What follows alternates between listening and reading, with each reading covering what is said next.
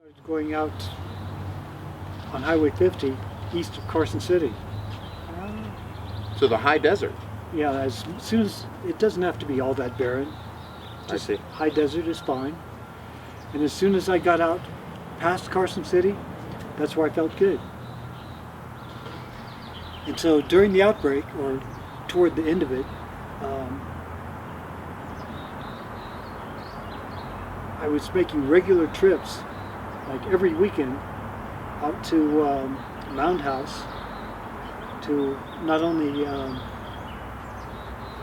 take advantage of the recovery that getting out to a pristine desert type environment was giving me, but I wanted to get back into flying. This thing had stolen my hang gliding career. I mean, I had blinding headaches, I had vertigo, I was so nearly paralyzed that I didn't have the strength. I couldn't handle a hang glider anymore. So I bought an ultralight. And I bought it in pieces, assembled it. It was fairly easy, fairly straightforward. But I really didn't know how to fly it. The ultralight? Yeah. Now that has the propeller on the back, Yeah. right? Yeah, those are cool. And I didn't have enough money to take flying lessons. So I would go out and look at my ultralight and dream about someday getting flying lessons and learning how to fly this thing and getting back into the air. And while I was doing this, just spending time just being out there. What years was that? Were you 1988. So it took you 3 years after the outbreak. When were you affected by it? So were you affected in the very beginning in 1985? 1984. You were affected in 84. I was Dr. Paul Cheney's first patient. I see. So, Because you were in. So what the world was the outbreak? oh, well, What happened? Like, was there a leak in a building? And I don't know. I mean, what is it? What does the outbreak mean? okay. Was it the volcano that erupted under it and gas came out? I don't know. Okay.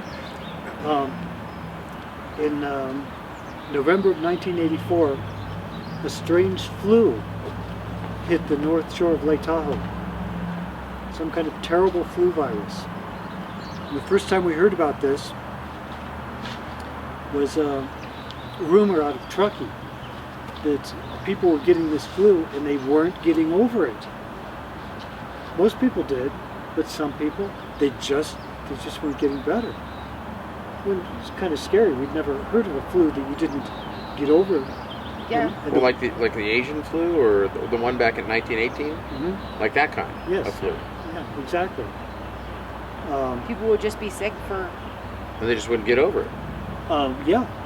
In fact, my step-grandfather was a survivor of the 1918 Spanish flu, and he said this is exactly the same Spanish thing. flu, yeah. So aside from the lack of mortality, because the Spanish flu killed so many people, but the way this moved, the way it crept through the community, and the way it affected people reminded him very much of the Spanish flu, particularly in the fact that the demographic of people who failed to recover is not what you'd expect.